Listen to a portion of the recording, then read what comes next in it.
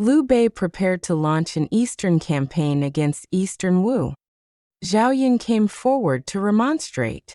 He said, "The real traitors of the empire are Cao Cao and his faction, not Sun Quan.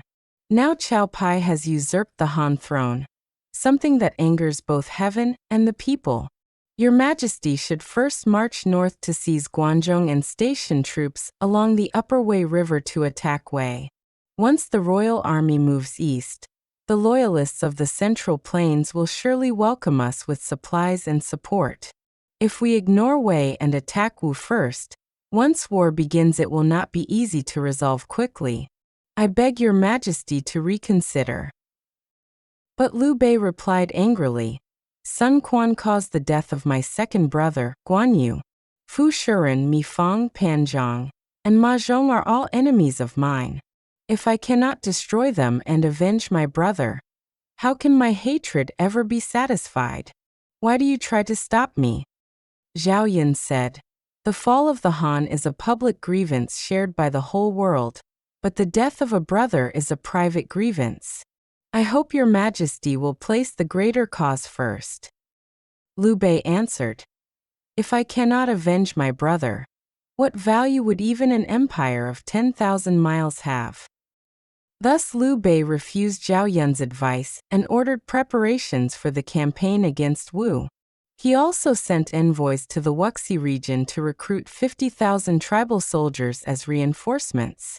At the same time, he issued an imperial decree promoting Zhang Fei to general of chariots and cavalry, and placing him in command of the armies at Langzhong. When Zhang Fei heard in Langzhong that Guan Yu had been killed by Eastern Wu, he was overcome with grief. He wept day and night until his clothes were soaked with tears. Officers tried to persuade him to drink wine to ease his sorrow, but the more he drank, the angrier he became. Anyone in the army who made even a small mistake was whipped, and some were beaten to death. Every day Zhang Fei looked toward the south, grinding his teeth in fury and weeping loudly. Soon an imperial envoy arrived. Zhang Fei received him at once. After reading the decree, he bowed toward the north to thank the emperor and held a banquet to entertain the envoy. Zhang Fei said, "My brother was murdered. My hatred is as deep as the sea. Why did the ministers at court not urge the emperor earlier to raise troops?" The envoy replied, "Many officials advised first destroying Wei before attacking Wu." Zhang Fei roared, "What nonsense! Liu Bei, Guan Yu, and I swore brotherhood in the Peach Garden, vowing to live and die together.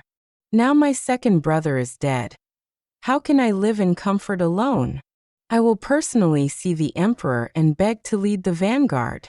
Wearing mourning clothes, I will attack Wu, capture the enemies alive, and sacrifice them before my brother's spirit." With that, Zhang Fei set out for Chengdu with the envoy. Meanwhile, Liu Bei drilled the troops daily, preparing to lead the campaign himself. The ministers feared it would harm the state if the emperor personally went to war, so they asked Zhuge Liang to persuade him to stop. Zhuge Liang said, "I have already advised him many times, but he would not listen. Today let us go together."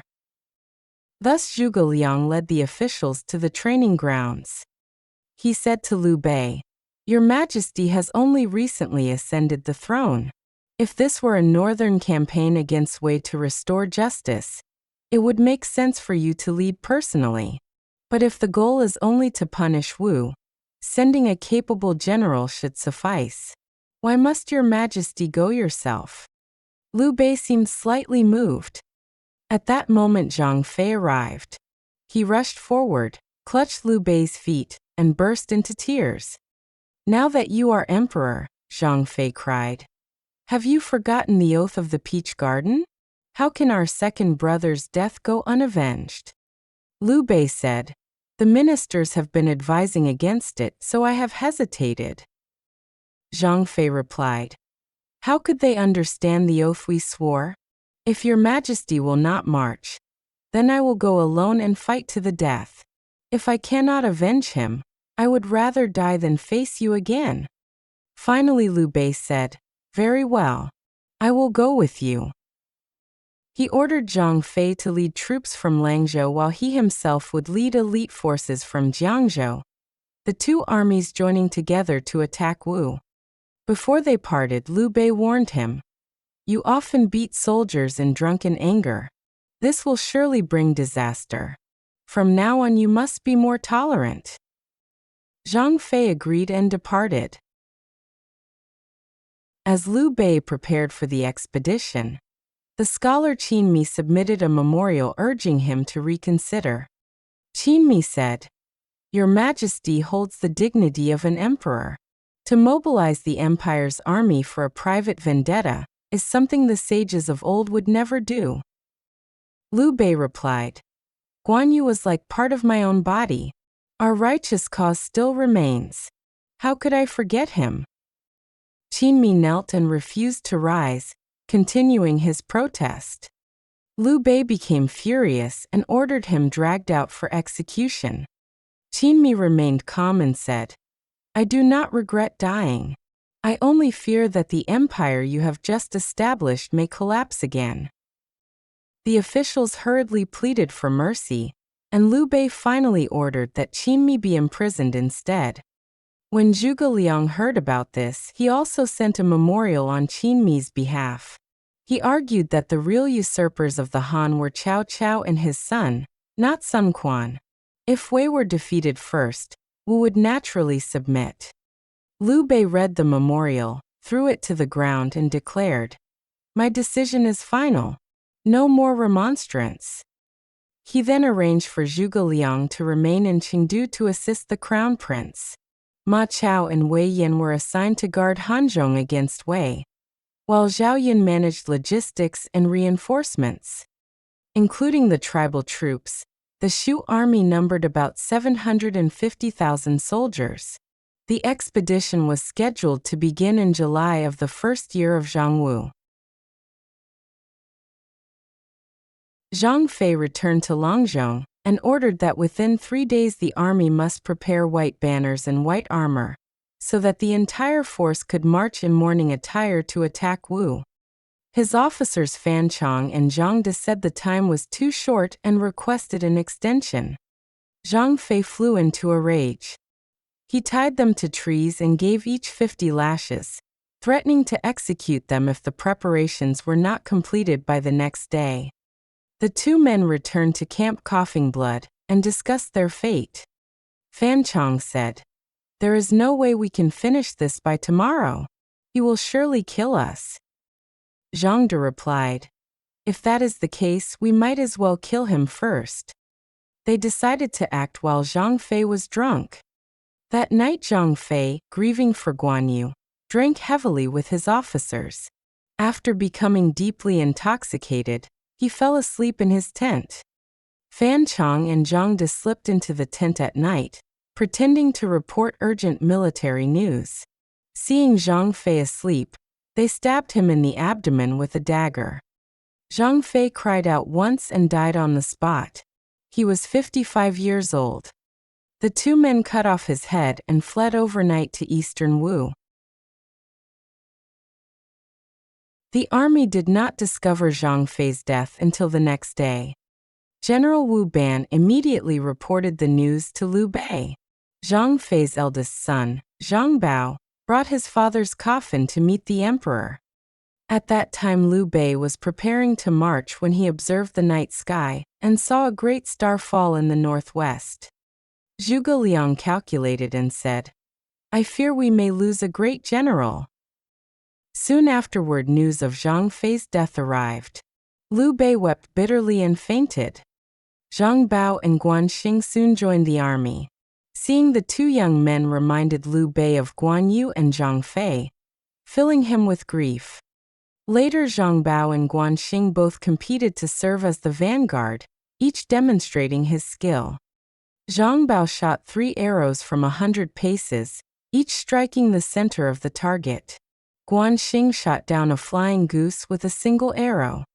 They nearly came to blows in their rivalry until Liu Bei stopped them, saying, Your fathers were brothers in spirit. You should also unite like brothers. He ordered Guan Xing to acknowledge Zhang Bao as his elder brother. The two broke arrows as a vow and pledged mutual support. Soon afterward, the Shu army advanced by land and water, its vast forces marching toward eastern Wu. Meanwhile, Fan Chong and Zhang De presented Zhang Fei's head to Sun Quan. When Sun Quan heard that Liu Bei was personally leading an army of more than 700,000 troops, he was deeply alarmed. His ministers also looked at each other anxiously, unsure how to respond. At that moment, Zhuge Jin stepped forward and said, I am willing to risk my life and travel to the Shu camp to persuade Liu Bei to withdraw his army. Let our two states reconcile and unite against Qiao Pai. Sun Quan was delighted and immediately sent Zhuge Jin as envoy to the Shu army. As the two states prepared for war, diplomacy also began to move behind the scenes. Whether Zhuge Jin could persuade Liu Bei to stop the campaign would be revealed in the next chapter. Summary. This chapter centers on Liu Bei's determination to launch a campaign against Eastern Wu in order to avenge Guan Yu's death. Zhao Yun, Zhuge Liang, and Qin Mi all tried to persuade him to first attack Wei, arguing that Qiao Pai's usurpation of the Han throne was the true national crisis. However, Liu Bei was driven by deep personal loyalty and grief for his sworn brother, and he refused to abandon the plan for revenge. Zhang Fei, overwhelmed by anger and sorrow over Guan Yu's death, became increasingly violent toward his subordinates. His harsh punishments eventually pushed two officers, Fan Chong and Zhang De, to assassinate him while he was drunk. Zhang Fei's death dealt Liu Bei another severe emotional blow, yet it only strengthened his resolve to continue the campaign. The next generation of warriors, Zhang Bao and Guan Xing, entered the army and symbolized the continuation of the legacy of Guan Yu and Zhang Fei. At the same time, Sun Quan, terrified by the massive Shu invasion, attempted to avert disaster by sending Zhuge Jin as a diplomatic envoy to negotiate peace. Thus the story moves toward the eve of the famous Battle of Yiling, one of the most decisive conflicts between Shu and Wu. Key historical notes. 1. Zhao Yun's strong opposition to Liu Bei's campaign against Wu is not clearly recorded in historical sources. In the novel, he delivers a very complete strategic argument, but in the official historical text records of the Three Kingdoms, Sengguozi, the biography of Zhao Yun does not contain this specific remonstrance. 2. The novel claims that Shu mobilized an army of 750,000 soldiers, which is historically impossible. Modern historians estimate that the total population of Shu Han was only around 900,000 to 1 million people. The realistically mobilizable military force would likely have been around 100,000 soldiers at most. 3. The assassination of Zhang Fei is heavily dramatized in the novel. Historical records only briefly state that he was killed by his subordinates Zhang De and Fan Chong. Most of the detailed scenes, such as the drunken night attack and the cutting off of his head, are fictional additions. 4. The rivalry between Zhang Bao and Guan Xing is fictional.